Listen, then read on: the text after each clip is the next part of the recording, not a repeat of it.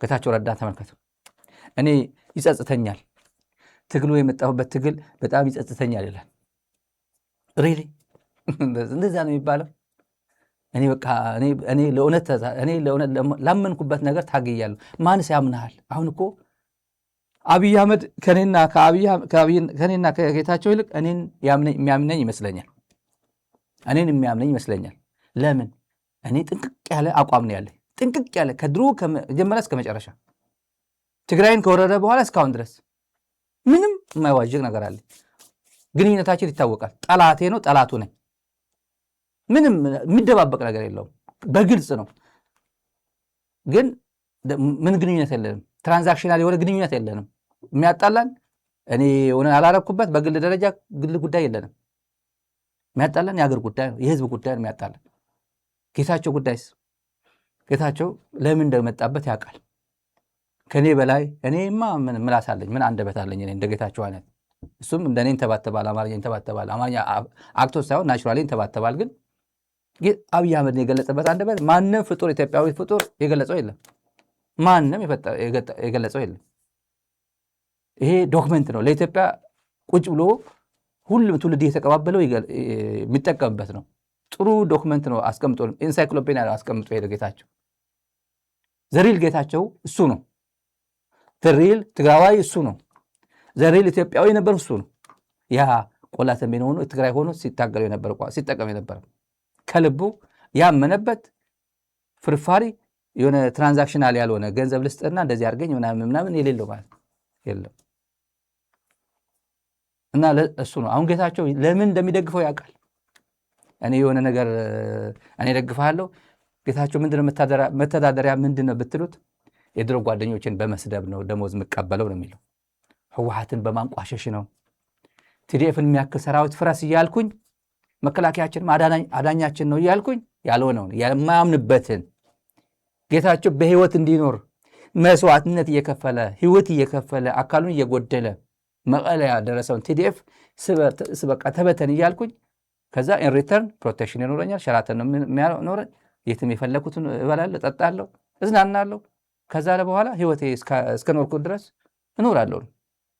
ዝም ብሎ በመጨረሻ ላይ ዝም ብሎ ለራሱ አሳልፎ ሰጥቶ የመጣ ያምጣ ብሎ እየተሰናበተ ያለ ይመስላል። ዝም ብሎ በቃ ትግራይን ምንም ትግራይ አልመጣልሽ በቃ ወደ አንቺ አልመጣም ብሎ የተሰናበታት ይመስላል። አብይ ያቋል ተሸንፎ እንደገባ ፋቲግ ገጥሞት፣ ድካም ገጥሞት፣ መሰላቸት ገጥሞት፣ ተስፋ ቆርጦ ለእንጀራ ምናምን በቃ ከዚህ በላይ የፈለገ ይምጣ እኔ ወደ ምቾት ይሄዳል ብሎ እንደመጣ ያውቃል። አቋሙ እንዳልሆነ የምር አቋሙ መቀሌ የነበረበት እንደሆነ ያውቃል። ስለዚህ ከጌታቸው አቋም ይልቅ አብይ አህመድ የኔ አቋም ነው የሚፈልገው።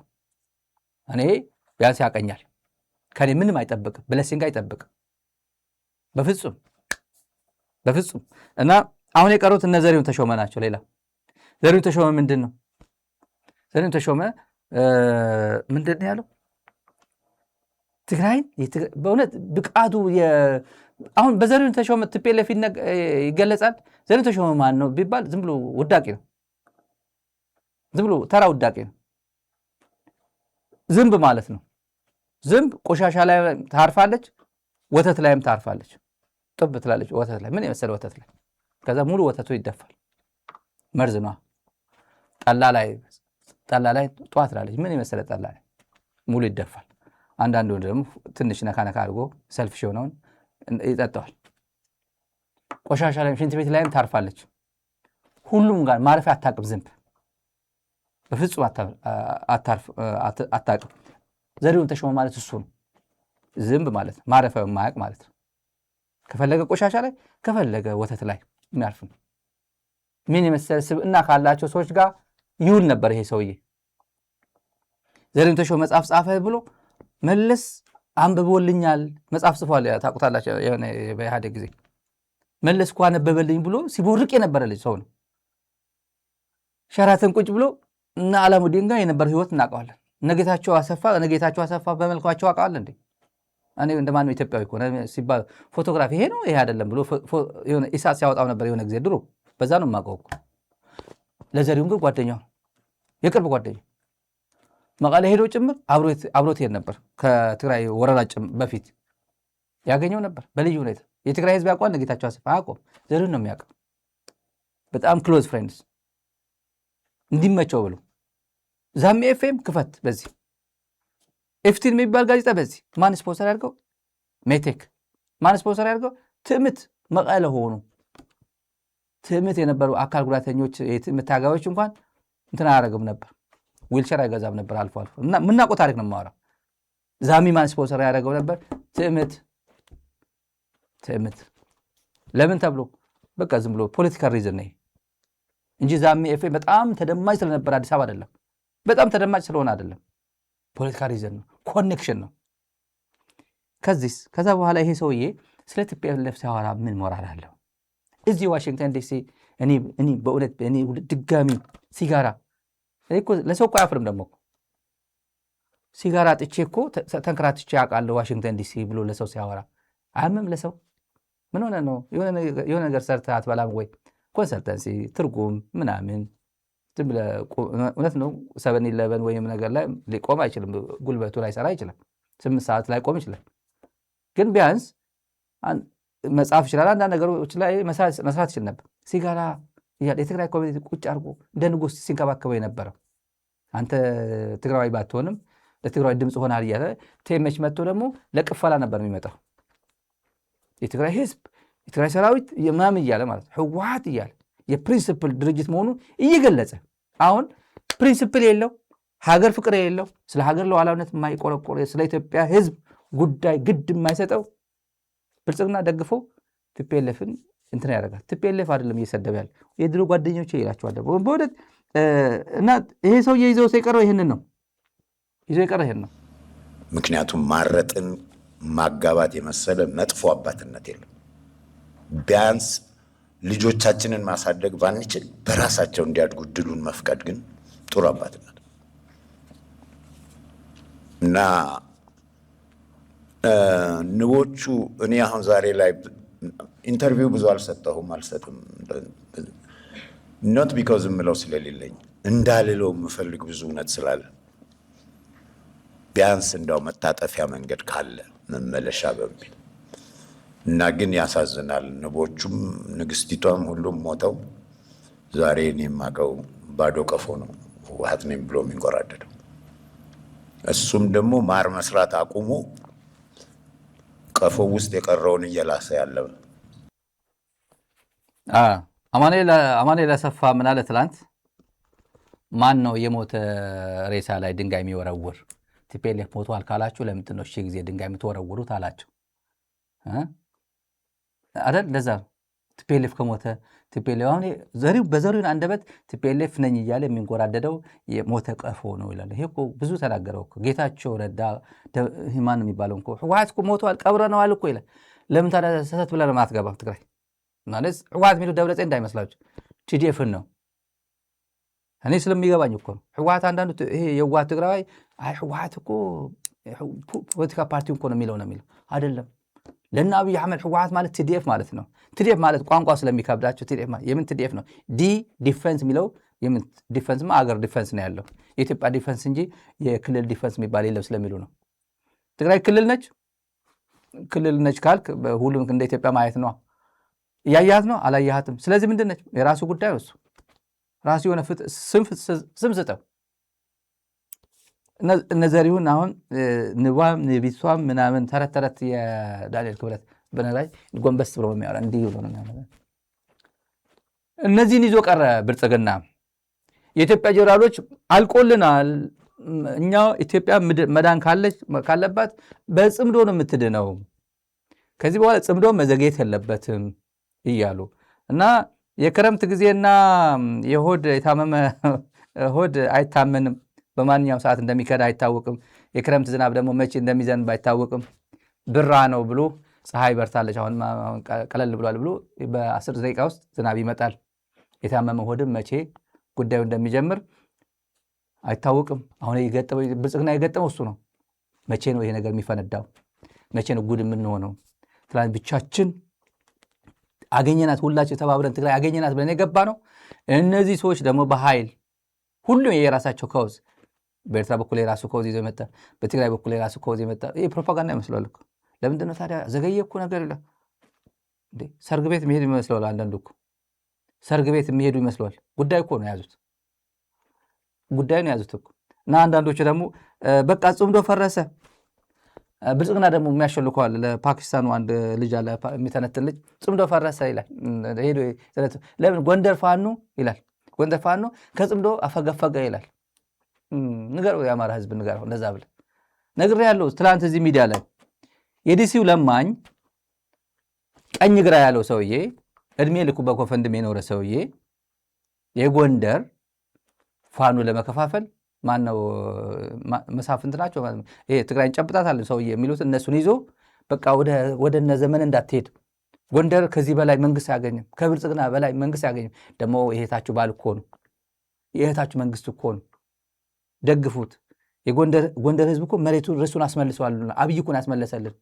ስለዚህ አብይን አትንኩት ብሎ ገንዘብ እየተበተነ በናገኘው ተሻገር በነ አለበል መላኩ በጀት ተበጅቶ እዚህ ዋሽንግተን ዲሲ ሆኖ እኔ ኢትዮጵያ እንዳትፈርስብኝ እንቅልፍ አጥቻ አድራለሁ የሚለው ሰው ማስረጃ አግኝተናል። እዚህ ማስረጃ እዚህ ሚዲያ ላይ አቀርቤዋለሁ። ኮንሲደንስ አይደለም። የጎንደር ፋኖ ምናምን ብሎ ዜና የመጣው ኮንሲደንስ አይደለም፣ ተሰርቶበት ነው። መረጃ እጃችን ላይ ስለገባ ነው። ገንዘብ ይልከዋል። ራሳቸው ላኪዎቹ ናቸው የነገሩ።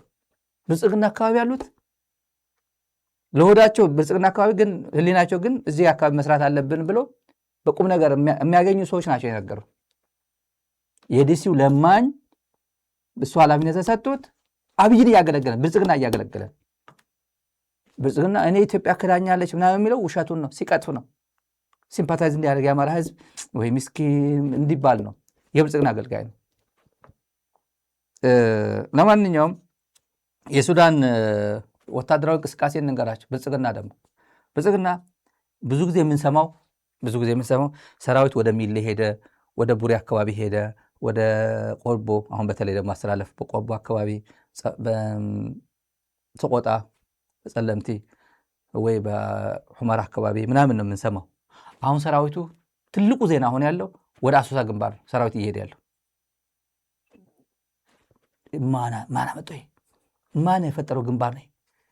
ጠቅላላ አሶሳ ጅማ ያለው የሄድኳርተሩ የምዕራብ እዝ ነው የሚባለው ዘውድ ሊስትሮ ዘውድ በላይ የሚመራው መካናይዝዱ አይበቃኝም ብሎ ከአማራ ክልል መካናይዝድ ወደ አሶሳ ሄዷል። ትላንት ሌሊት ሙሉ ሲጓዝ አድሯል።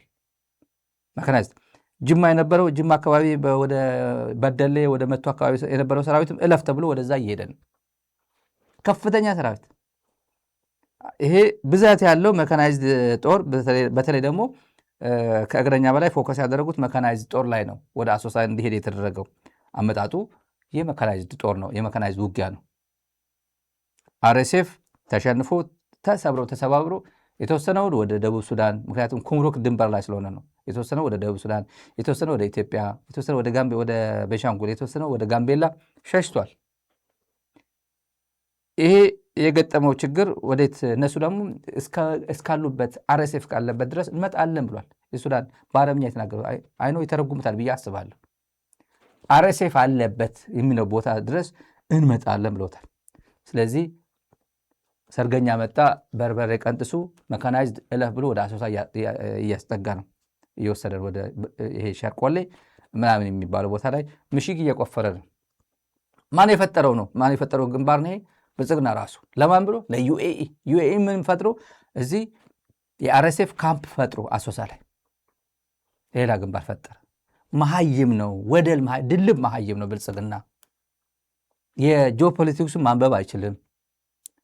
ጠርቶ የተወሰኑ ኃይሎች መጥቶ እዚህ መጣ እዛና አርሚ ሰባ እኮ ነው ይላል። አርሚ ሰባ ነው፣ አርኤስኤፍ አይልም።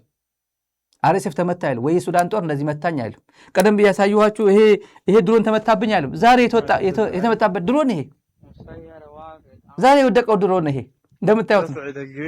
ግዙፉ CH-95 የሚባለው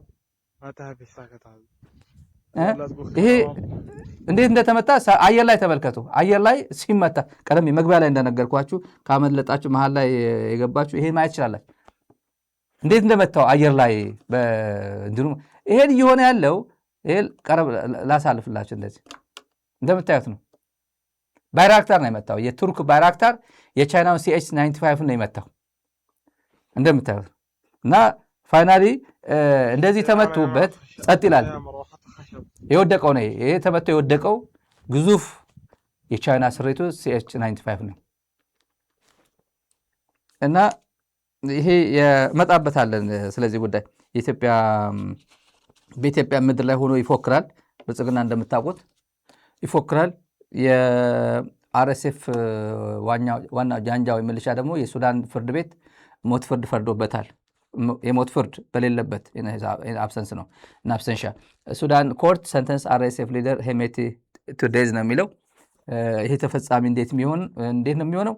ከተገኘ ነው፣ ሌላ ምንም የለውም። RSF ይሄ ሰውዬ ራሱ እየተዋጋ በድሮን እየተዋጋ ያለ የሄሜቲ ጃንጃዊ ሚሊሻ ሱዳን ፍርድ ቤት መጥቶ ይህን ፍርድ ተግባራዊ ሊያደርጉ አይችልም። ግን ለወደፊቱ ግን ተግባራዊ ሊያደርግበት የሚችል እድል አለ ለወደፊቱ ማለት ነው። የአብይ የመጨረሻ ጠጠሮች ቀደም ብዬ እንደተናገርኩት የአብይ የመጨረሻ ጠጠሮች የጥላቻ ጠጠሮች ናቸው። አብይ ከጥላቻ ውጭ መኖር አይችልም። ኢኩዊቴብል የሆነ ዴቨሎፕመንት በማምጣት የልማት ሁሉም አሳታፊ የሆነ ለሁሉም ክልሎች ተመሳሳይ የሆነ ልማት በማምጣት ወይ ፖለቲካ ሪኮንሲሌሽን በማምጣት መቻቻል የሚባል ነገር ክልል ከክልል ጋር በማፋቀር በማቀራረብ እንደዚህ ምናምን አያመጣም። ምንድን ነው በወላይታና ጋሞ ወይ ወላይታና ሲዳማ ወይ አፋርና ሶማሌ አማራና ትግራይ ይሁንና ትግራይና ኤርትራ አካባቢ እንትን ላይ በመፍጠር እና የራስ ወሎ ዓላምነት ቆርሶ በመስጠት አልፋሽ ካውሰደው ህወሓት በዚህ እንዳይመጡ ብቻ ዝጋልኝ በማለት ይሄ በዚህ ምድር ላይ በእውነት የትም ሀገር ታይቶ አታወቅም። ይሄን ዝም ብዬ ቆርሼ ልስጥህ እና እነዚህም ግን እንዳሸንፍ በር ዝጋልኝ ብሎ ምሸጥ የመጨረሻ ጠጠሮች የትላንትናው ለምሳሌ ማንም አልገዛውም። እንደዚህ አይነት በዘራቸው አድረስ ነው። ደግሞ መነጽር አድርጎ ከረባት አድርጎ እንዲሁ አፄ ዮሐንስ ዘመን ይሏል። አፄ ዮሐንስ በእውነት ማን ነው ብሎ ነው የሚያስበው። አሁን ታየኝ እኮ ምዕራብ ጎጃም ምስራቅ ጎጃም እያለ ተውት። እሱ ቀላል ነገር እኮ ነው። ለገዱ አንዳርጋቸው ምንድን ያላቸው ታምነዋለህ ወይ? አንድ ሲቪል ሰራተኛ እንደዚህ ልመድበው ነው ስለው እሱ እኮ ወለጋ ነው ታምነዋለህ ወይ አለኝ ነው። ገዱ አንዳርጋቸው ምን አምሃራ ነው። አብይ አህመድ ራሱን ክሌም የሚያደርገው እንደ ኦሮሞ ነው። ኦሮሞ አይደለም ይሉታል፣ ግን ኦሮሞ ነኝ ነው የሚለው። ኦሮሞ ማህበረሰብ ወክላለሁ ብሎ ነው የመጣው። ወለጋ ለአብይ አህመድ ይቀርብ ነበር ከገዱ ይልቅ። አንዴ በጂኦግራፊ ብቻ አይደለም ኦሮሞ ነው ኦሮሞ እና ገዱን አቅርቦ ማለት ነው። ሸቀጥ ነው ይሄ። የራስ ህዝብ እንኳን ስትከፋፍል ነው የምትኖረው። ዮሐንስ ሲል አንድ ወዳጄ ምን አለ፣ ዮሐንስ እንዴት አየው?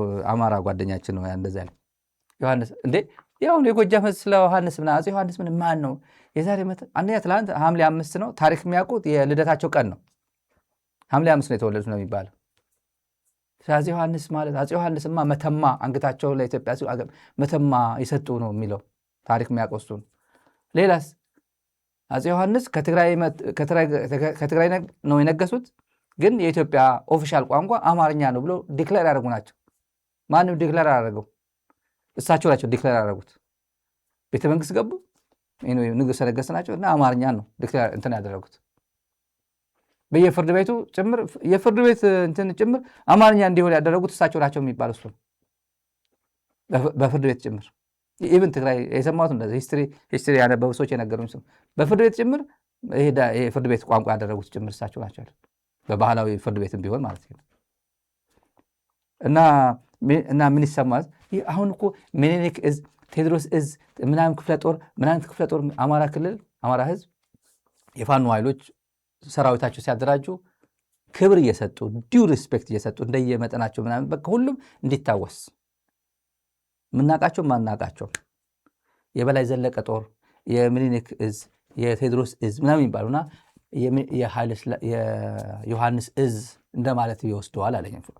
የጎጃም ህዝብ የሚያውቀው ነገር የለው። አሁን ስለዚህ ጉዳይ ጀግኖቹን እየሞገሰ የሚኖር ህዝብ እንጂ ትላንት እኮ እንደዚህ አድርጎኛል አብይ መጥቶ ተረት ቢናገር አብይን መበቀል የሚፈልግ ህዝብ ነው እንጂ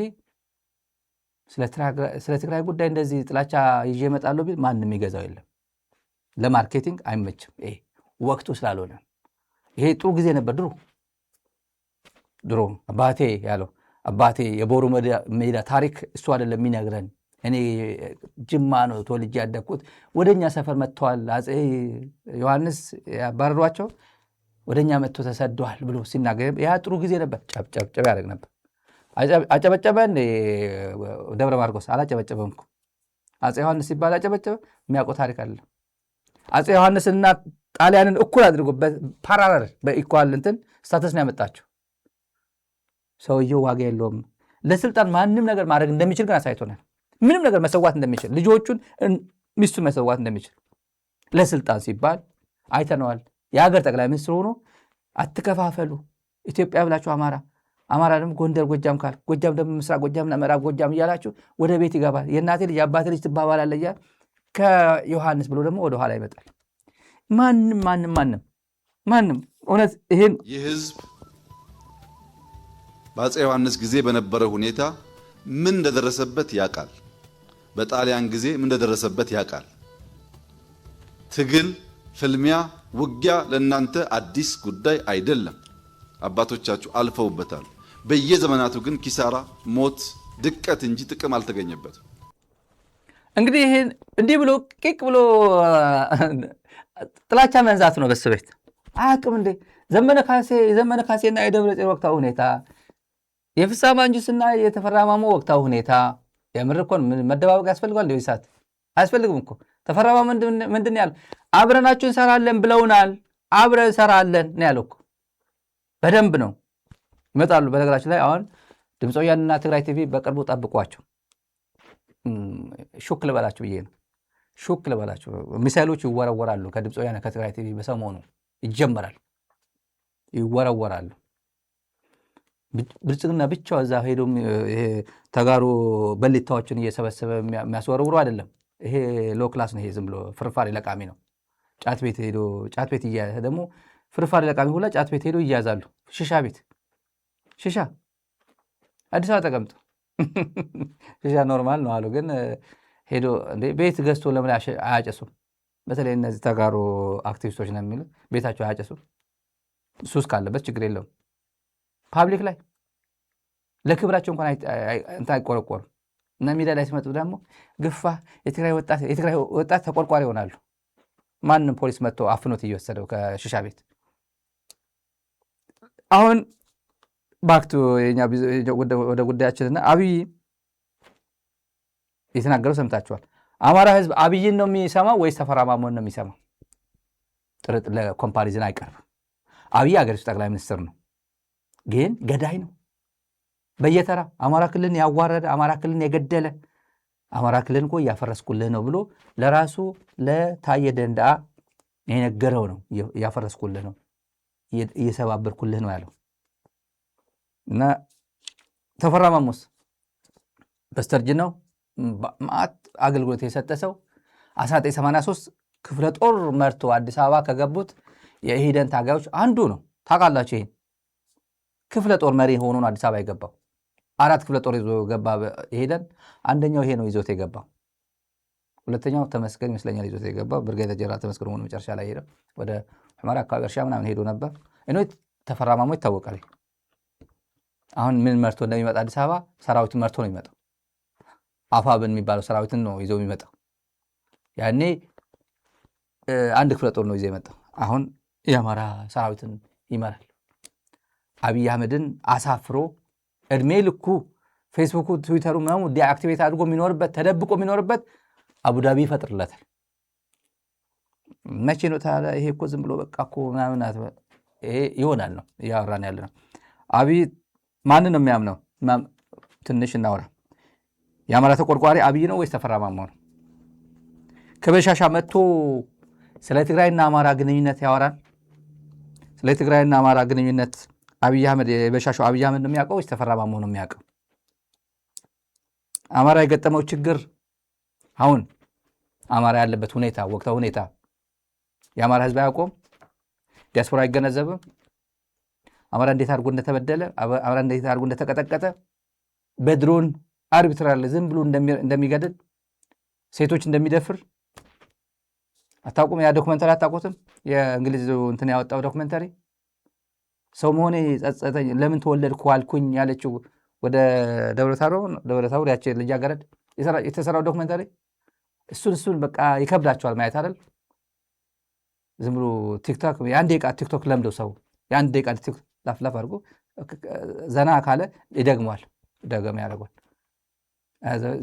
ስቶሪ ከሆነ በጣም መጥፎ ስቶሪ ከሆነ ያሳልፏል፣ እንደዚህ ስክሮል ያደርጓል። እንደዚህ አይነት መሬት ላይ ያለው ሪያሊቲ መስማት የሚፈልግ ጥቂት ነው። የአንድ ሰዓት ዶክመንተሪ የ30 ደቂቃ ዶክመንተሪ ማየት ትዕግስት ይጠይቃል። ሰው ምን ሆነ የአንድ ደቂቃ ቲክቶክ ለመድ አጭር ነገር አይቶ ላፍ ብሎ መሄድ። አብይ የሚፈልገው ያ ትውልድ የሚፈልገው ያ ትውልድ በኢትዮጵያ እንዲበዛ ነው የሚፈልገው። በአብይ ተስፋ የቆረጠ በቃ አብይ ያማረረ ብቻ የቆዘመ የሚኖር ትውልድ ነው የሚፈልገው። ሪል ገብቶት ኢንተርናላይዝ አድርጎት የገጠመው ችግር እንዴት አድርጌ ይህን ፌስ አድርገው እንዴት አድርጌ ይህን ቻሌንጅ ልለፈው ከማን ጋር መፍትሄ ልፈልግ ብሎ የሚሰራ አይፈልግም ብልጽግና። ምክንያቱም እሱ አገነስ የራሱ ኢንተረስት ስለሆነ እስቲ እንየው። ተፈራ ማሞ ምን አለ? በእውነት ትግርኛ በአማርኛ አንዳንዱ ለካ ትግርኛ ነው ይሄ ያልኩኝ። እግሩ ምንድን ያለው እግሩ እንስማ እኔ ምርጥ የሆነ ተናግሯል። ለእኛም በግልጽ ነው፣ ከፋኖ ጋር አንዋጋም። የትግራይ ህዝብ ወደፊትም የሚኖረው አማራ ጋር ነው። ስለዚህ ሌላ እንትን አንፈጥርበትም፣ ከፋኖ ጋር መተባበር እንፈልጋለን ያለ ነው። እኛም ይሄን ተቀብለነዋል።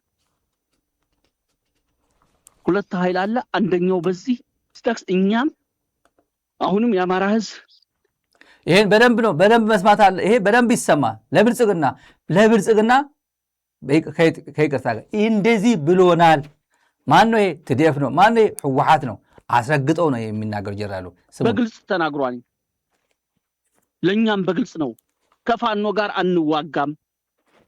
የትግራይ ህዝብ ወደፊትም የሚኖረው አማራ ጋር ነው። ስለዚህ ሌላ እንትን አንፈጥርበትም፣ ከፋኖ ጋር መተባበር እንፈልጋለን ያለ ነው። እኛም ይሄን ተቀብለነዋል። ሁለት ኃይል አለ። አንደኛው በዚህ ስታክስ እኛም አሁንም የአማራ ህዝብ ከትግራይ ህዝብ ጋር የሚያጋጭ ጦርነት የለውም። ይሄ አሁን አይደለም የጠቀስነው፣ ገና መጀመሪያ ነው። አንዳንዱ አይገባውም። የትግራይ ህዝብ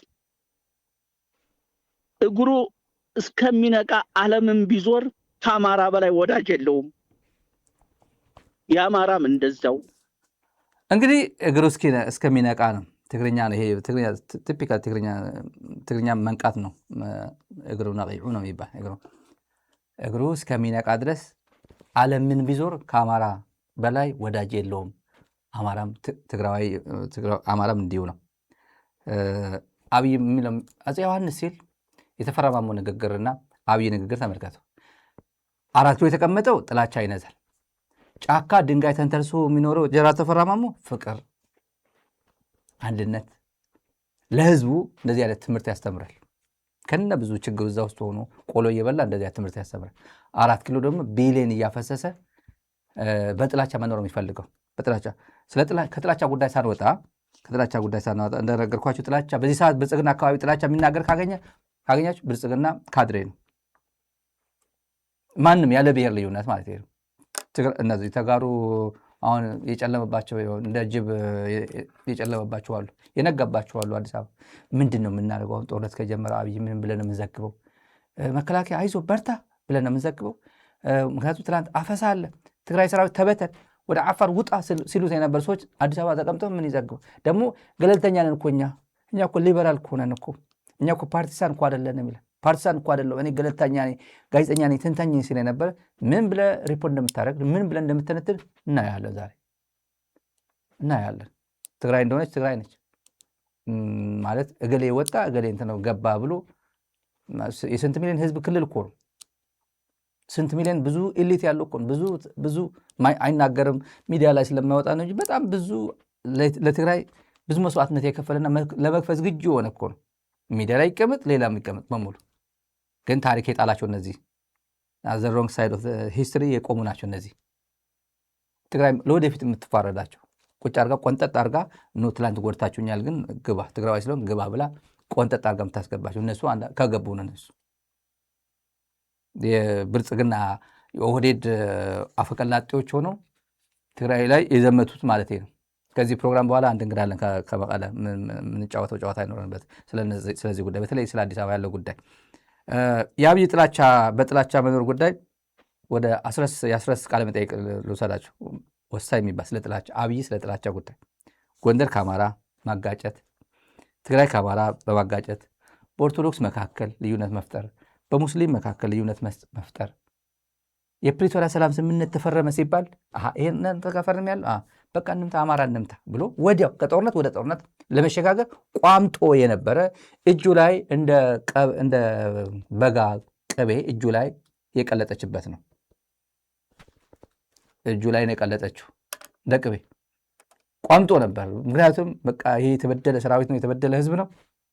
ግባ ካልኩት ይገባልኛል፣ ኤርትራ እንምታ ካልኩት ይመታልኛል፣ እዚያ ፋኖ እንምታ አብይ አማራን ባደገው እሺ ብሎ ይመጣልኛል። በትግራይ በኩል ትልቁ የሚባል በቲፒኤልኤፍ በኩል የተወሰነው በቲዲኤፍም ቲፒኤልኤፍ የወሰኑት በፍጹም እኛም የተበደልን ህዝቦች ነው፣ የተበደለ ክልል ነው፣ የተበደለ በጣም ብዙ ግፍ የተፈጸመበት ነው። አንተ በምታደርገው ጦርነት ግን እኛ ተሳተፊያ አንሆንም፣ ከፈለክ ራስ ትወጣው፣ ያንተ ተባባሪ አንሆንም፣ ከአማራ ጋር ከኤርትራ ጋር የምንጋጭበት ነገር የለም ብሎ የወሰኑበት ጊዜ ወርቃማ በትግራይ ታሪክ እየታወሰ የሚኖር ነው። ዶክመንትድ ነው፣ የሚካድም አይደለም።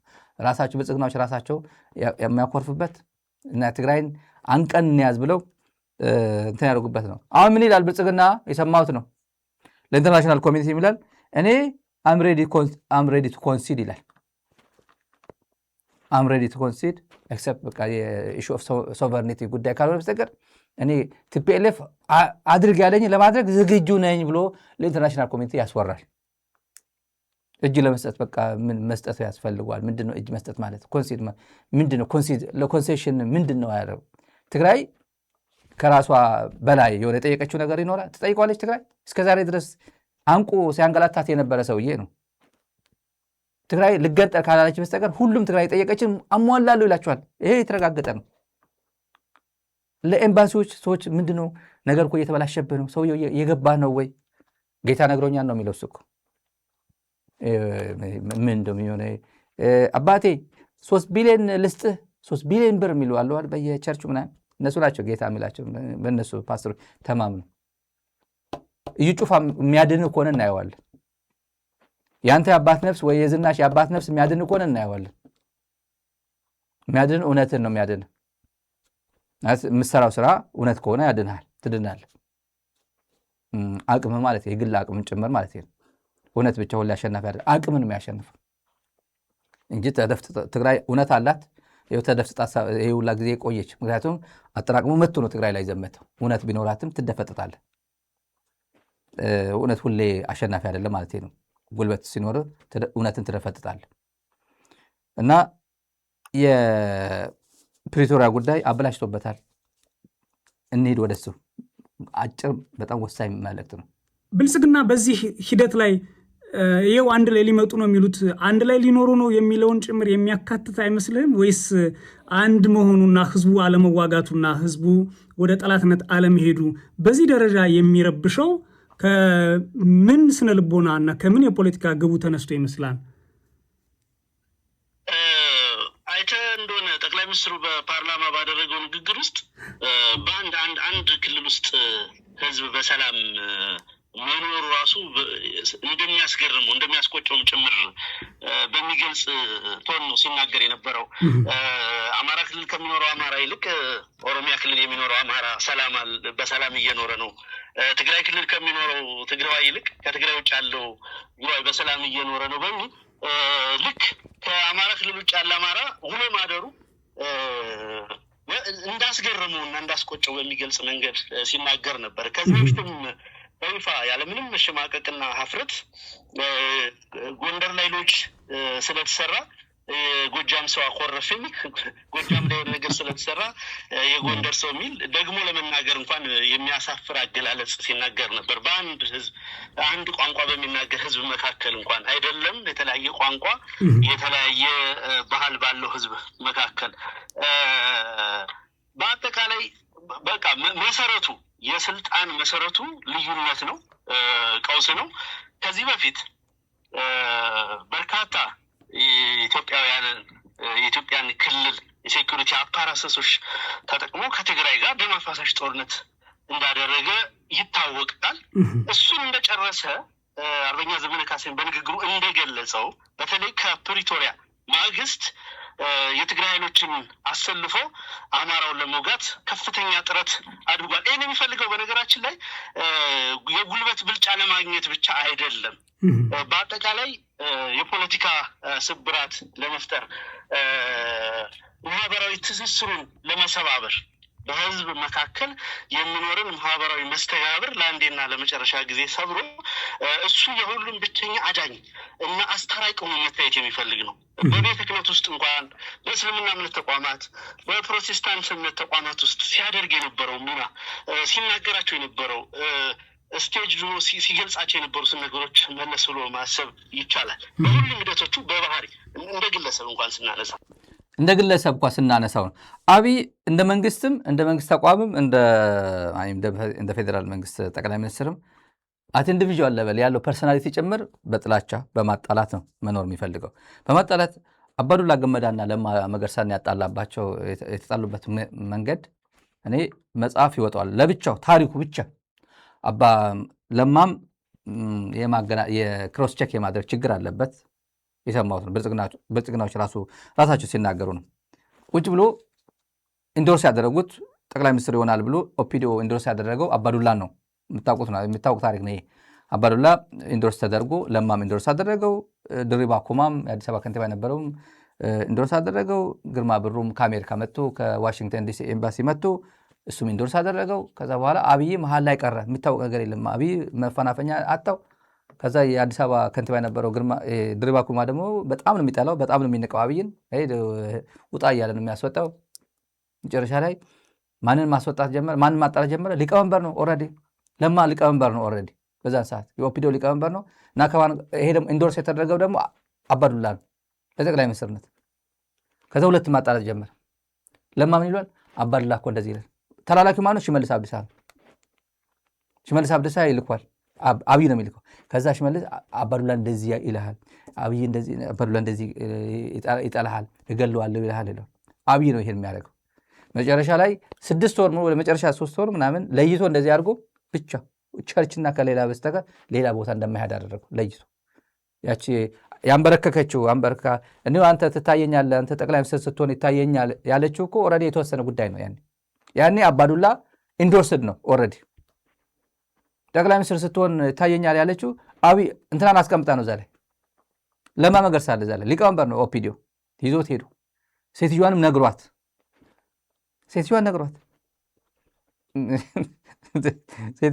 አለች አለ እዚህ ጋር አለች እኮ እዚህ አብይ ያሰደበኝ ነው ትላለች። እዚህ መጣ አብይ ይሰድበኛል። ማን ነው? ብርቱካን ማን ነው ስሙ? አብይ ያሰድበኛል፣ ሚዲያ ቀጥሮ ያሰድበኛል ምናምን ትላለች። እሷ ቁም ነገር ይቆጥራታል ብዬ አላስብም፣ ግን እንደዛ ትላለች ለሰው። አብይ እኮ እኔ በቃ እንደዚህ ነው የሚያደርገኝ፣ እኔ ህይወቴ ምስቅልቅል አድርጎብኝ ትላለች። ራሷ አምጥታ ወደ ጠቅላይ ሚኒስትርነት አብይ ለማን ሸውዳ አጣልታ እምነት ለእንደዚህ አይነት ሴኩላር ህይወት ውስጥ ገብታ እንኳን ማጣላት ሌላ ቢያደርጋትም ፌር ይሆናል ለሷ ካደረገች ወንጀል አንጻር። ግን አሜሪካ የሚያክል ትልቅ ሀገር ውስጥ ነው የመጣችው። ኢትዮጵያ ብትኖር ኖሮ ልደታ ፍርድ ቤት ነበር የምትገተረው። አንድን ጨምር የቀጠናው ጉዳይ ቀጠናው መተባበሩ፣ ኤርትራን በዚህ ጉዳይ መተባበሩ፣ የትግራይም ጉዳይ መተባበሩ፣ የአማራም የኦሮሚያም የወረና ቤተሰማ ኦሮሞም አጠቃላይ ያለው ሪጅኑ ለትግሉ ያለው ጠቀሜታም እንዴት ነው የምታየው አለው። በቃሉ አላምረው እና በጣም ትልቅ አድቫንቴጅ አለው አለ። ምክንያቱም አንዱ የሌለው አንዱ አለው። የጂኦግራፊ አስተላለፍ አለ። ለአንዱ ራቅ ይላል፣ ለአንዱ ቀረብ ይላል። ድሮ ደደቢት ነው ጦርነት የተጀመረው። ድሮ ደደቢት ወይም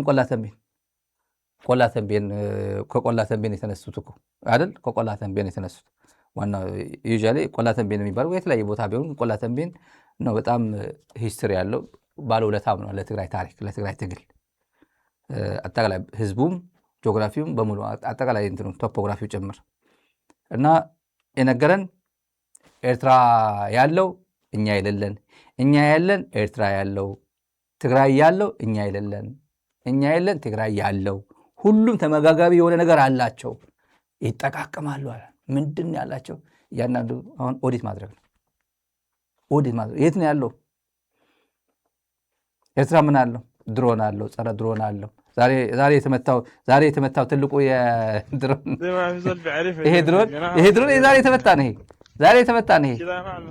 እንዳልኳችሁ ነው። ይሄ በእንትን የተመታ ነው። ይሄ በሳተላይት ኢሜጅ ይሄ ነው። እንዲህ አድርጎ ነው የመታዋት። ተመልከቱ። ይሄ ጉድ አሁን ፋኖ ለዚህ ይሄን አቅም የለውም። ኤርትራ ግን አቅም አለው። ኤርትራ አቅም አለው። ደግሞ አዱ ሃሎ ውሃው እንትን እየሞላ ነው። ዝናብ ዘንቦ አብይ እንዲሰማው ብዬ ነው። አብይ ሄደው የጎበኘው አዱ ሃሎ ትልቅ ሐይቅ አለ። እዛ ላይ ሰው ሰራሽ ሐይቅ ለአስመራ ውሃ የሚጠቅም ይመስለኛል። አዱ ሃሎ ብቻ ሳይሆን እና ውሃ እየሞላ ነው። በጣም እየሞላ ነው። የክረምቱ ውሃ ማለት ነው። አዱ ሃሎ ግድብ ጠቃሚ ብዙ ነገሮች አሉ ማለት ነው። በተረፈ እንጨምረው የዚህ ሰው ምንድን ነው የሚያመጣው? ምን አይነት ለውጥ ያመጣል?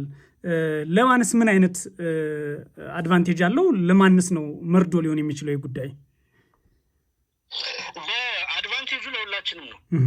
እውነት ለመናገር እንደቀጠ ነው። በዚህ በቀንዱ አካባቢ የአብይ አህመድ የጥቃት ሰለባ የሆኑ ኃይሎች ኢንክሉዲንግ ኤርትራ፣ ሱዳን እና ሌላው ኃይል አንድ ላይ መቆሙና አንድ ላይ መተባበሩ ለሁላችንም ጠቃሚ ነገር ነው። አንዳችን ጋር የሌለ በረከት ሌላችን ጋር አለ። አንዳችን ጋር የጠፋ ነገር ሌላችን ጋር ይገኛል። ስለዚህ እንደ አጋጣሚ ነው ደግሞ የተለያየ ባህል፣ የተለያየ ቋንቋ፣ የተለያየ ሪሶርስ፣ የተለያየ ጂኦግራፊክ አድቫንቴጅ፣ መልክዓ ምድራዊ አድቫንቴጅ ያለን ኃይሎች ነን። የተለያየ ዲሞግራፊ ያለን ነን። ስለዚህ እነኚህን መልከ ብዙ የሆኑ አቅሞችን አንድ ላይ ማስተባበር መቻል አገዛዙን በቀላሉ ለማስወገድ የሚያስችል ነው። እንዳልከው አንተ ደግሞ ለአገዛዙ ትልቅ መርዶ ነው የሚሆነው። በተለይ ለፋኖ ኃይል እንደ አንድ ኢመርጂንግ ፓወር እንግዲህ በመንግስትነት ስታተስም ስለሌለን ዓለም አቀፍ ሪኮግኒሽንም ስለሌለ እነኚህ ኃይሎች ጋር በተለይ ከቀጠናው ሀገራት ጋር የሚደረግ ትብብር ወደ ተጨባጭ ውጤት የሚቀየር ከሆነ ያለንን ዓለም አቀፋዊ ተሰሚነት ይጨምራል። ያለብንን የኮሪዶር ፍላጎት እና ችግር ይቀርፋል። በብዙ መልኩ ተሰሚነታችንን ከፍ ያደርጋል። በሚገባ ውጊያን መከወን፣ ማቀድ፣ መፈጸም የሚችል ሰራዊት አለን። ያንን የሚመጥን ደግሞ ሪሶርስ አለን ማለት አይቻልም። እስካሁን ድረስ ላለፉት 3 ዓመታት ይህንን ከባባድ ውጊያ መክቶ ያለው ሰራዊታችን በህዝብ ጫንቃ ላይ ቆሞ ነው። ከማንም የተለየ ድጋፍ የተለየ ነገር አግኝቶ አይደለም። ነገር ግን ትብብሮች ካሉ ይፋዊ የሆኑ የታወቁ በደንብ በስርዓት እየተተለሙ በዘላቂነት ነገን ሊያሻግሩ የሚችሉ ስምምነቶች እና ትብብሮች ከተደረጉ ያለብን እንዲህ አይነት ችግሮች ሊፈቱ ይችላሉ። በሌሎች በኩል ያለው ደግሞ እኛ ያለን እነሱ የሌላቸው ነገር ስለሚኖር በአጠቃላይ ትግሉን ለማሻገር ለማሸነፍ እና ይህንን ህዝብ ማህበራዊ ረፍት ለመስጠት ጠቃሚ ነገር እንደሆነ ነው የሚሰማው። ታንኪዩ። በጣም ግሩም የሆነ እይታ ነው ይሄ። አንዱ የሌለው አንዱ ይኖረዋል። የአንዱ አቅም ከሌላው ይለያል። ተደጋጋፊ ሲሆን ደግሞ ሁሉም ተመሳሳይ አንድ ኮመን ዲኖሚኔተር አላቸው። የጸጥታ ስጋት አለባቸው። ሁሉ የህልውና ጉዳይ ገጥሟቸዋል። ኤርትራ ማንም የማይክደው በዓለም አቀፍ ህብረተሰብ ዘንድ ዶክመንት የተደረገ የህልውና አደጋ አለባት። ጠቅላይ ሚኒስትሩ የሚፎክርባት፣ የጠቅላይ ሚኒስትሩ አማካሪ ጌታቸው ረዳ የሚፎክርባት፣ ጥርሳችን እየፋቅን እንድም ብሎ መንዳት ነው። የመጀመሪያ ምሽግ ራማ አካባቢ ከሰበር ነው መንዳት ነው ያለበት። ነርቶ ሊመጡ ነው። ስለዚህ ነርቶ ከመምጣታቸው በፊት አሁን ኤርትራ ወረረን ይላል እኮ። ይህ እኮ አንድ ወረራ እኮ ኦልሬዲ ፈጽሟል እኮ። አብይ አህመድ ኦልሬዲ ፓራላይዝ ስለሆነ አቅም ስለሌለው ለማስ ይባላል። ዝም ብሎ ምንም ፓራላይዝ የሆነ ፈራህ ነዳይ ብሎታል። በአራት ቋንቋ ገልጾታል። አብይ መፎከር ብቻ ከረባት አድርጎ እንዲሁ አነጋግሯ ተመልከት። በአፄ ዮሐንስ ጊዜ በነበረ ሁኔታ እንደዚህ ብቻ መኖር የምትፈልገው በጥላቻ ብቻ በእንደዚያ ነው። ይሄ ህዝብ እየፎከር መኖር ነው። ጥቁር መነጽር አድርጎ ወደ ሰማይ እያንጋጠጡ መኖር ነው። ታውቋለህ መሬት ላይ ያለው ሁኔታ እና ያለው ብቸኛ የድሮን ባለቤት መሰለ ደግሞ እንደዚህ አይነት ድሮን በየቦታው እየተጣለብህ ነው። ዛሬ የወደቀው ያንተ ድሮን ይሄ በሰማይ በምንም ማስረጃ እንደዚህ አይነት በድሮን ሲመታ ጭምር እንደዚህ ብሎ ያሳዩሃል። ዛሬ የሳተላይት ኢሜጅ ይሄን ነው የሚመስለው። ጉዳይ የገጠመ አሁን ከባድ ነው። ቀይ ባህር ስትል እንጦጦ እያጣህ ነው፣ ቤተ መንግስትን እያጣህ ነው። ወልቃይት እያልኩኝ ጆከር እጠቀማለሁ ስትል 4 ኪሎ እያጣህ ነው። ተመልከተው ትግራይ ቲቪ የሚነግርህን ተራ ጆኖሳይደር ህፃን ልጅ ይሉሃል። ትግራይ ቲቪ ፕሮግራም ይከታተሉ እርግጠኛ ነኝ። አንተን የመሳሰሉ በታሪክ አጋጣሚ 4 ኪሎ የተቀመጡ እና አፄ ዮሐንስን ስብዕና አፄ ዮሐንስን አይደለም የነካው የትግራይ ህዝብ ነው የነካው ብሎሃል። የኮንጎ ጫማ ምናምን እያልክ እንትን ስታደርግ ኮንጎ ጫማ የሬዚለንት የሆነ ሶሳይቲ የትግል ተምሳሌት ነው። የትም ማንንም ነው 4 ኪሎ በነገራችን ጻድቃንን እኮ ነው የሰደበው በጨበሬ ምናምን ይሄ ፍሪዝ ማለት ነው። ጨበሬ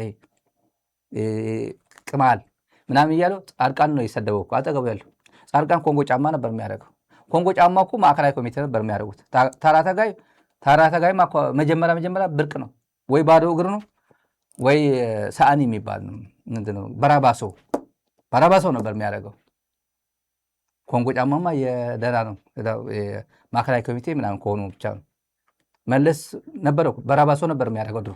ፎቶግራፍ አለኝ እኔ መለስ በራባሶ ጫማ አድርጎ ተጫምቶ እና ጻድቃንን ጭምር አጠገብ ያለው ዮሐንስ መንጋጉን ነው የሰደብከው።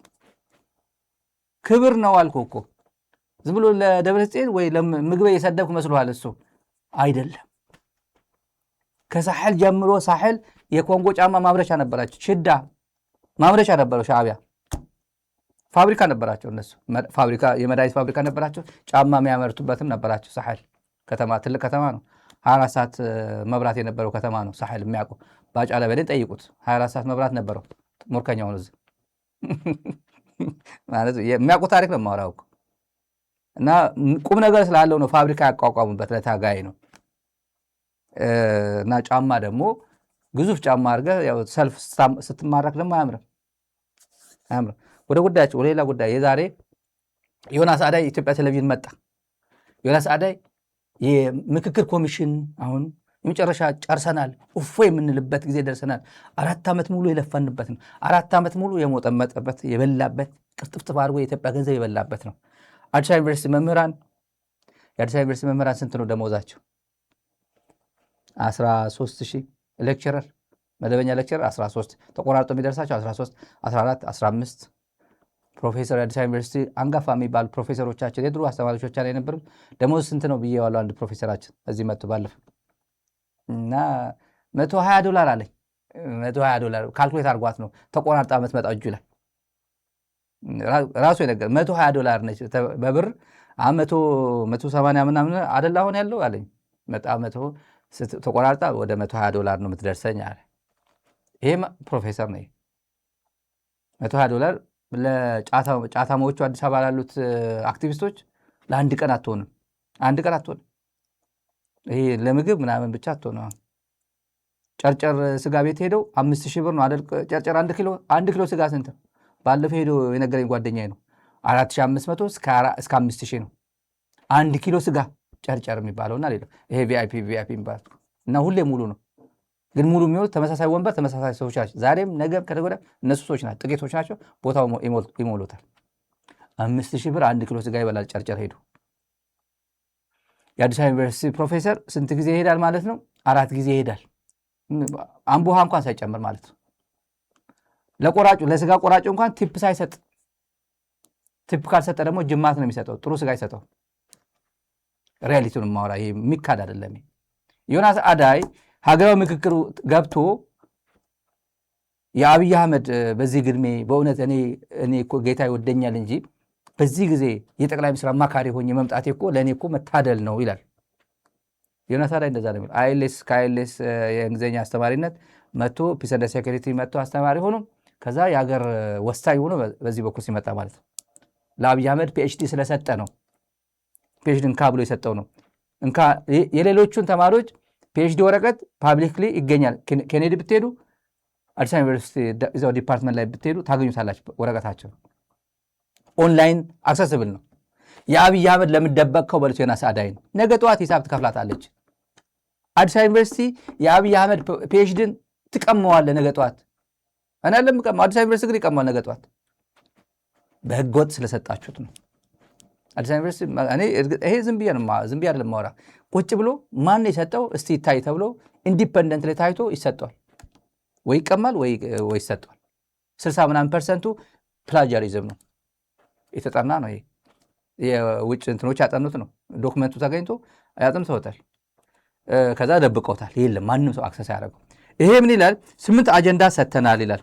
ህወሓት የለውበትም ብሎ መግለጫ ወጥቷል ዛሬ በትግራይ ኮሚኒኬሽን ጽህፈት ቤት የወጣው። ህወሓት የዚህ ምክክር አባል አይደለውም። አንድ ሀገር እያፈረሰ ያለ መንግስት ትግራይን ከኢትዮጵያ ነጥሎ ከማህበራዊ ኢኮኖሚያዊ ከፖለቲካ በሙሉ ነጥሎ የትም የለችበት ትግራይ በእኔ እንዳትሸቅጡ ብላለች። ትግራይ መግለጫ ወጥቷል ዛሬ እና ምን አለ ይሄ ሰውዬ ሲቀጥፍ 8 አጀንዳ አዘጋጅተናል ለአማራ፣ ለትግራይ፣ ለኦሮሚያ፣ ለሐረሪ፣ ለሁሉም ደግሞ ሌላ አጀንዳ እንሰጣቸዋለን። በክልሎች ደረጃ መስተካከል ያለበት ብለን ለክልል ፕሬዚደንቶች እንልካለን። ኢንክሉዲንግ ለትግራይ አለ። ይሄ ማን? ዮናስ አዳይ ነው። ምን አለ ትግራይ የምትሄድበት? ትግራይን አወያይተሃል ቢባል አዎ ከአዲስ አበባ አምጥቼ እኮ ስካይላይት ሆቴል ምናምን ቁርጥ እየሰጠው ፍርፋሪ እየለቀምኩ እኮ በትግራይ ስም እኮ ሸቅጫለሁ። ሸቀጥ ማለቱ ነው። ከእንግዲህ ኢትዮጵያ በሰላም ትኖራለችም አለ። ከማን ጋር ተዋይታ? ከቲዲኤፍ ጋር ተዋይታለች፣ ከቲፒኤልኤፍ ጋር ተዋይታለች፣ አጠቃላይ ከትግራይ ማህበረሰብ ጋር ተዋይታለች፣ ከአማራ ህዝብ ጋር ከአማራ ፋኖ ተዋይታለች ማለት ነው። ከበርታም ከኦላም ከሐጂ ኢብራሂም ኦጎግሙም ከኦብነግም ከጋምቤላ ሰራዊት እዚህ ሁሉ ሰላም የኢትዮጵያ ሰላም የሚገኘው በእነዚህ እጅ ነው ያለው። ሞኖፖሊ ኦፍ ቫዮለንስ ያላቸው በትግራይ የትግራይ መንግስት አለ። አማራ ክልል ፋኖ ነው። ኦሮሚያ ማን እንደሆነ ይታወቃል። ከነዚህ ጋር ሰላም ሳትፈጥር የይስሙላ እንደዚህ አይነት አዲስ አበባ ተቀምጠ የሀገራዊ ምክክር ብለህ የምታስጨበረብርበት ጊዜ ያበቃል። ዮናስ አዳይ በህግ ትጠየቃል ነገ ጠዋት። እኔ አይደለም የምጠይቀው፣ የኢትዮጵያ ህግ ግን ይጠይቃል። ስለ ሶሻል ኮንትራትም ተናገረ። የሶሻል ኮንትራት እንግዲህ እኔ የማውቀው ድሮ ስለዚህ ላይ በሂውማን ራይትስ ስማር የቶማስ ፋዘር ኦፍ ሞደርን ሶሻል ኮንትራት የሚባለው ቶማስ ሆብስ ነው። ቶማስ ሆብስ እንግሊዛዊ 17ኛ ክፍለ ዘመን የነበረው እንግሊዛዊ ፊሎዞፈር ነው። ቶማስ ሆብስ ፋዘር ኦፍ ሞደርን ሶሻል ኮንትራት ነው። ዜጎች ናቹራል ራይታቸውን የተፈጥሯዊ መብታቸውን አሳልፈው ይሰጣሉ ለመንግስት። መንግስት ደግሞ ኢን ሪተርን ኢን ኤክስቼንጅ ኦፍ ዜር ሂውማን ራይትስ ናቹራል ራይትስ ሴኪሪቲ ይሰጣቸዋል ይላል። እሱ ነው የማውቀው ድሮ። ናቹራል ራይታቸውን አሳልፈው ይሰጣሉ እነሱ፣ መንግስት ደግሞ ይጠብቃቸዋል። ይሄ ሰውዬ እንዴት ነው የተነተነው? መንግስት ዜጎች ታክስ ይከፍላሉ፣ መንግስት ደግሞ ይጠብቃቸዋል። እና የኢትዮጵያ ህዝብ ታክስ ስለማይከፍል ነው ዛሬ የሚገደለው። የትግራይ ህዝብ ታክስ ስለማይከፍል ነው የተጨፈጨፈው። አማራ ህዝብ ታክስ ግብር ስለማይከፍል ነው የአማራ ክልል ሐኪም የአማራ ክልል መንግስት መምህር ግብር ስለማይከፍል ነው እየተጨፈጨፈ ያለው። ዮናስ አዳይ የማያውቀው ትምህርት ውስጥ ገብቶ ስንት ፈላስፋዎች አገር ያቀኑ የእንግሊዝ ፈላስፋን የነ ቶማስ ሆብስ ሶሻል ኮንትራክት ዲፋይን እያደረገ እና በኢትዮጵያ ኮንቴክስቹዋላይዝ እያደረገ ኢትዮጵያውን ያወናብዳል፣ ያጭበረብራል። የትግራይ መንግስት ግን ዛሬ መግለጫ ሰጥቷል። እኔ ይሄ ሀገራዊ ምክክር የሚባል የኔ ክልል ስም እንዳታነሱ፣ እኔ የለሁበትም ነግሬያቸዋለሁ። በእንደዚህ አይነት ቀልድ አልሳተፍም። እውነተኛ ሰላም በሚያመጣ ጉዳይ መሳተፍ ፈልገው ይሄ ፊት አይደለም ለእኔ ብሏል። ዮናስ አዳይ ስሙት። እነዚህ 8ቱ አጀንዳዎች ብቻ አይደሉም። አንዳንድ የቀሩ አጀንዳዎችም አሉ። እነዚህ የቀሩ አጀንዳዎች በዋናነት የሐራሪ ክልል ከሆነ ሐራሪ ክልል የሚመለከቱ፣ የሲዳማ ክልል የሚመለከቱ፣ ደቡብን የሚመለከቱ፣ ኦሮሚያን፣ አማራን፣ ትግራይ እነሱ የሚመለከቱትን ለመሪዎቹ ደግሞ በተለይ ልናቀርብላቸው አዘጋጅተናቸዋል። መንግስት አሁን ያቀረብነውን ህዝብ ያቀረበውን አጀንዳ ስራ ላይ ሊተረጉም ይችላል፣ ህዝቡ የሚወስነውን ውሳኔ ሊተረጉም ይችላል ብለው ይጠይቁናል። ለዚህ የመንግስት ይሁንታ አዎንታዊ መልስ እኔ አዎ ህዝቡ የፈለገውን ይናገር እኔ እቀበላለሁ ብሎ ማለት ለእኛ እጅግ ወሳኝ ነው። ቅድም ላልከውም ጥያቄ መንግስት እንደ ሀገረ መንግስት ግንባታ እንደ ዘላቂ የሰላም ግንባታ ስትራቴጂ መጠቀም ብቻ ሳይሆን ከህዝቡ የሚመጣውን ግብአት ደግሞ ወደ ስራ የመተርጎም ግዴታም አለበት እና ይህንን ግዴታውን እወጣለሁ ብለው በተደጋጋሚ ክቡር ጠቅላይ ሚኒስትራችን ለህዝባችን ሲናገሩ ነበር። ሌሎችም መሪዎች በየቦታው እንደዚህ ሲናገሩ ነበርና ያ ለእኛም ለህዝባችንም ዋስትና ነው። ምክክሩ እንግዲህ ሁሉም ኢትዮጵያውያን በጋራ የሚኖሩባት ኢትዮጵያ ከመፍጠር አንጻር መጻኢ ተስፋው ምንድን ነው? በኢትዮጵያ ውስጥ በእውነት ሰላም ባህል ሆኖ ማየት ነው ትልቁ። ሰላም ሲኖር ነው ምንም ነገር ማድረግ የምንችለው። ወደዚህ የመጣሁትም እንደዚሁ መተንፈስ ልክ እንደ ኦክሲጅን ሰላም የሚያስፈልገው በየቦታው አሁን የሚያጋጥመን ቅድም ግጭቶቹ ስለነበሩ ነው ብለን ነበር እንደ ችግር ያነሳ ነው። ስለዚህ ይህ ችግሮችን መወገድ ግጭቶችን መወገድ ነው እንደ ተስፋ የምናየው። ቀጥለን ተመልካቾች የፋና ቴሌቪዥን ያጭበረበረው መረጃ ልንገራችሁ። በአማርኛ የሚናገረው እና በእንግሊዝኛ የሚናገረው ሲያጭበረብር ያገኘ ነው። በአማርኛ ምዕራብ ትግራይ አከራካሪ ነው፣ የእንትና ነው፣ የደመቀ ዘውዱ ነው፣ የአማራ ብልጽግና የሚያስተዳድረው ነው፣ ማን ደምሌው የሚባለው የአማራ ብልጽግና ኃላፊ የሚያስተዳድረው ነው የሚሉት። በቃ አከራካሪ ነው፣ በሬፈረንደም ነው የሚሉት። በእንግሊዝኛ ሲመጣ እጅ ከፍንጅ ያገኘናቸው ነው። በእንግሊዝኛ ሲመጣ ትግራይ ምንም ጥያቄ የላትም፣ ልትወር ነው፣ ጽምዶ ብላ ከኤርትራ ጋር ልትመጣ ነው፣ ጥያቄ የላትም። በሰላም የኢትዮጵያ መንግስት ጥያቄ ሲጠይቅ የለም ብሎ ምን ያመጣል? የትግራይ ትክክለኛ ካርታ ያመጣል። በላሳያችሁ ዛሬ ማለት ከፋና ምን ጠብቃላችሁ እንዳትሉ፣ የትግራይ ካርታ ተመልከቱ። የትግራይ ካርታ ተመልከቱ። አማራ የታለ? አዲስ አበባ፣ ኦሮሚያ እንደምታዩት ነው። ትግራይ ካርታ ተመልከቱ። ምዕራብ ትግራይ ከየት እንዳመጡ ተመልከቱ። ፋና ቴሌቪዥን ነው። ዘሬሲ ኢትዮጵያ ሂስትሪ ላይ ጉድ ነው። ዛሬ እሱ ብቻ አይደለም መነግራችሁ፣ ሁሉም እያጭበረበሩ። እዚህ ጋር ሌላ ልውሰዳችሁ። እዚህ ላይ ትግራይ ሄልድ ሆስቴጅ ነው የሚለው። ትግራይ ሆስቴጅ ተይዛለች ነው የሚለው። ትግራይ ካርታ እንዴት ነው ያደረጓት? ተመልከቱ። ምንም ይኸው ከምዕራብ ትግራይ ቁጭ ከሱዳን ጋር ተመልከቱ። ቦርደሩ ከሱዳን ጋር። ደመቀ ዘውዱ እዚህ ጋር የለም፣ ኦህዴድ የለም፣ ማንም የለም እዚህ ላይ ተመልከቱ። በእንግሊዝኛ ሲጽፉ ነው፣ ሲያጭበረብሩ ነው የምናገኛቸው እነዚህ ሰዎች። ይሄ መንግስት አይደለም። የመንግስት ተመልከቷት። ልጅቷ ስተነትን እነዚህ ናቸው የሚተነትኑት። በትግርኛ አይሜን በአማርኛ በእንትን ነው የሚመጡት። ተመልከቱ ካርታ፣ የትግራይ ካርታ እንዴት አድርጋ እንደምታነት ነው እነዚህ ሰዎች። የኢትዮጵያ መንግስት ነው፣ ይሄ መንግስት ነው ሀገር የሚያጭበረብረው። ካርታ የትግራይ ካርታ እንደዚህ አድርጎ ትግራይ ሆስቴጅ ተይዛለች እያለ ሆስቴጅ ማን እንደያዛት ታውቁታላችሁ። ትግራይ ማን ሆስቴጅ እንደያዘ ብልጽግና ራሱ ሆስቴጅ ይዘዋት አንቆ ይዞ ትግራይ ሄልድ ሆስቴጅ ብሎ ይተነትናል እሱ። እና ምንድነው እዚህ ላይ ሆስቴጅ ተይዛለች ማለት የሆነ ቡድን አለ ትግራይ ውስጥ፣ ሻዕቢያ አለ በዚህ በኩል፣ ሱዳን አለች በዚህ በኩል፣ እንደዚህ ይላል። ትግራይ አንቆ ይዞ ለዓለም አቀፍ ህብረተሰብ በዚህ ደረጃ ያጭበረብራል። ማወቅ ያለበት ጉዳይ እንደ ትልቅ ዜና ለኢትዮጵያውያን፣ ለወዳጆች ማለት ትልልቅ እንትን ወዳጆች፣ ለፍትህ ፈላጊዎች አንድ መልካም ዜና የዶክተር የአቶ ተወልደ ገብረ ማርያም ዜና ነው ይሄ። የፓኪስታን ኤርላይንስ ወስዶታል አቶ ተወልደ ገብረ ማርያምን። ፓኪስታንስ የፒክስ ፎርመር ኢትዮጵያን ኤርላይንስ ቦስ አዝ ኒው ሲኢኦ። ይሄ ተረጋግጧል። በጣም ብዙ ሚዲያዎች እየዘገቡት ይገኛል። አረብ ኒውስም ሌሎችም እየዘገቡት ነበር። ባለፈው አዲስ ስታንዳርድ አውጥቶት ነበር። የሆነ ተገኘ የተባለው ሊስት ሾርት ሊስት ተደርጎ ነበር። ሊስት ለውድድር ያቀረባቸው የፓኪስታን አየር መንገድ ችግር ውስጥ ያለና ራሱን ለማዳን አሉ የሚባሉ የዓለም ሰዎችን አወዳድሮ ነበር እና ተወልደ ገብረ ማርያም የቀድሞ የኢትዮጵያ አየር መንገድ ስራ አስፈጻሚ ዋና ሲኢኦ አድርጎ እንደሾመ የዓለም ሚዲያዎች እየዘገቡት ይገኛሉ። እንግዲህ በማንነቱ ሲሰቃይ የነበረ በማንነቱ በትግራዋይነቱ ሲያሳድዱት የነበረው የኢትዮጵያ አየር መንገድ ባለሙያ የኢትዮጵያ አጠቃላይ በኢትዮጵያ አየር መንገድ ላይ የራሱ አስተዋጽኦ ያደረገ ጥሩ በጣም ብዙ ዓመት ያገለገለ መጨረሻ ላይ ብልጽግና ፌት አታደርግም ብሎ ያባረረው ወይም ከአየር መንገድ ያሰናበተው ፋይናሊ ሙያ ነውና የሚፈልገው መንግስት ወስዶታል።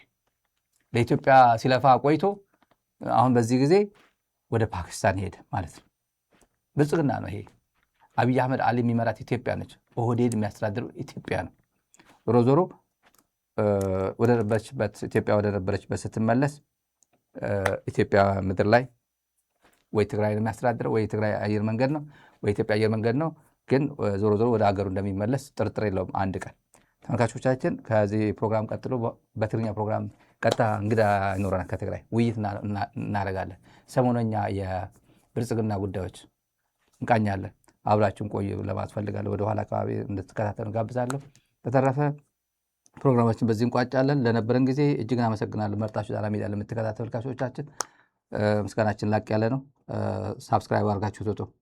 ሳብስክራይብ ሳታደርጉ የምትከታተሉን ከሆነ ብዙ ሰው ሳብስክራይብ ሳያደርግ የሚከታተል እንዳለ ያለውና ሳብስክራይብ አድርጋችሁ ፕላስ ኖቲፊኬሽን ተጫኑ። መጨረሻ ላይ ላይክ ማድረግ አትርሱ። መጨረሻ ላይ ላይክ አድርጉት። ሚዲያችሁን ደግሞ ደግፉ። ስክሪን ላይ ባለው ሴልካሻ ቁጥር አለ የዛራ ሚዲያ አሜሪካ ያላችሁ በዚህ ማለት ነው። ሌሎቻችሁ ዩቲዩብ ላይ እናስቀምጣለን። ሜምበር በመሆን ሚዲያችሁን ደግፉ። በያላችሁበት ሚዲያን መደገፍ እንፈልጋለን ብላችሁ ኢንጉድ ፌዝ የምታስቡ የተለያየ ለመደገፍ የፈለገ ሰው አማራጮች አያጣም። የተለያየ መንገድ አድርጎ መደገፍ ይችላል ማለት ነው። ስለዚህ ደግፉ ማለት እንወዳለን። ለምታደርጉት ድጋፍ ደግሞ እናመሰግናለን። ቆይታ በኋላ እንገናኛለን።